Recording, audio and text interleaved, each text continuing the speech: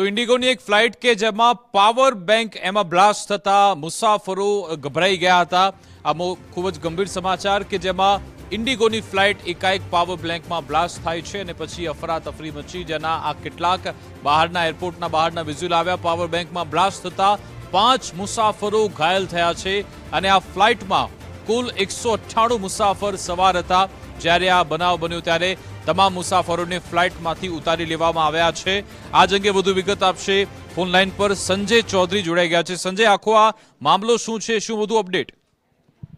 જે પ્રમાણેના સમાચાર સામે આવી રહ્યા છે કે ચંડીગઢમાં ઇન્ડિગોની ફ્લાઇટ જ્યારે લેન્ડ થઈ હતી ત્યારે તેમાં પાવર બેંકની અંદર બ્લાસ્ટ થયો હતો, જેના કારણે તેને અચાનક જ અફરાતફરીનો માહોલ જોવા મળ્યો। હૈદરાબાદથી ચંડીગઢ આવી રહેલી ઇન્ડિગોની ફ્લાઇટ 6E108 જ્યારે લેન્ડ થઈ ત્યારે અચાનક જ પાવર બેંકની અંદર બ્લાસ્ટ થયો હતો।